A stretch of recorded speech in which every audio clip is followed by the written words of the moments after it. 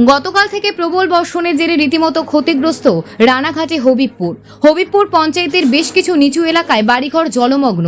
এতে 10টি পরিবার এখনো ঘর ছাড়া, ভিটেমাটি ছেড়ে অন্যত্র আশ্রয় নিচ্ছেন। তারা চাইছেন সরকারি সাহায্য। তবে বলা যেতেই পারে, বর্তমানে বৃষ্টি এখন আতঙ্কের বৃষ্টি এই সমস্ত গৃহহীনদের কাছে। বাড়ি থেকে জিনিসপত্র সরাতে কলাগাছের ভেলায় ভরসায় পরিবারগুলির। এই ঘটনা হবিবপুর হাসপাতাল সংলগ্ন দত্তপাড়া এলাকায়। বেশ কয়েকটি বাড়ি প্রবল বর্ষণের জেরে প্রাকৃতিক দুর্যোগের কারণে ক্ষতিগ্রস্ত। কোথায় বা বুক সমান জল, কোথাও বা ডোবা জল, এবং জল গতকাল রাত থেকেই বাড়িগুলোতে ঢুকে যায়। তাতেই রীতিমতো আতঙ্কিত হয়ে কোনো রকমে রাতে তারা আশ্রয় নেন উঁচু এলাকায়। বাড়িঘরের কিছু জিনিস আনতে পেরেছেন, আর বাকি জিনিসপত্র সব জলের তলায় আছে। তাদের দাবি, পার্শ্ববর্তী উঁচু কয়েকটি বাড়িতে তারা বর্তমানে আশ্রয় নিয়েছেন। কোনো রকম দিন চলছে তাদের। তারা এখন বর্তমানে চাইছেন সরকারি সহযোগিতা। এ বিষয়ে পঞ্চায়েত প্রধান মমতা বিশ্বাস ঘোষ জানান, ঘটনা তারা শুনেছেন। ইতিমধ্যেই বিডিও অফিসে বিষয়টি জানানো হয়েছে। তবে সরকারি পরিষেবা দ্রুত দেওয়ার ব্যবস্থা হচ্ছে আর্তদের। জিনিস ক্ষতি হয়েছে। চারখানা ঘরে যত জিনিস ছিল, রান্নাঘর পর্যন্ত 5টা ঘরে একটা জিনিস আমরা নিতে পারিনি। সব লেপ, কেতা কাপড়, শোকেস, আলনা, টিভি, ফ্রিজ, আর তাতে যে জিনিসপত্র ছিল সব ভিজে গিয়েছে। হঠাৎ করে জল আমাদের ঘরের ভিতর ঢুকে গেছে। চারিদিক থেকে জল নেমেছে, সারাদিন জল হয়েছে, রাত অবধি জল হয়েছে।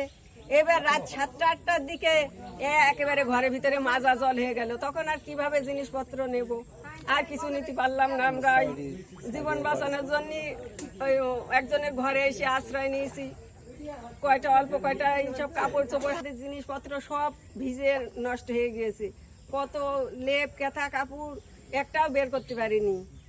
আর সমস্যা, খাওয়া দাওয়ার সমস্যা, রান্না বাড়ার সমস্যা। ঘরে তো ঘর বাড়িতে সব তৈরি গিয়েছে।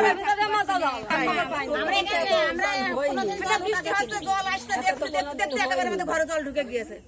ছিল পুকুরটাকে বুঝিয়ে দিল, পুকুরটাকে বুঝিয়ে দিয়ে এখানে ঘর বাড়ি আবার সেই পুকুরটাকে বুঝিয়ে দিচ্ছে। যার জায়গা সে বুঝিয়ে দিয়েছে। জল কোনো জায়গা থেকে আসছে না, এসে এখানে জমে যাচ্ছে। কি যাচ্ছে এখানে? আর কি চাইবো বলো? বল, জল নিকাশনের ব্যবস্থা, জলটা ঘেটে বের করার ব্যবস্থা করতে হবে।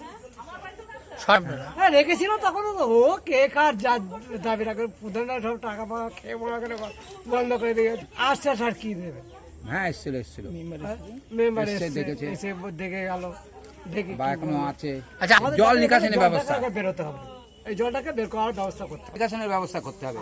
নাহলে আমাদের এই জলের জন্য আমাদের পাড়ার সম্পূর্ণ জল উঠে যাচ্ছে। এই জলটা নিকাশন না করতে পারলে আমাদের থাকা অসম্ভব হয়ে যাবে।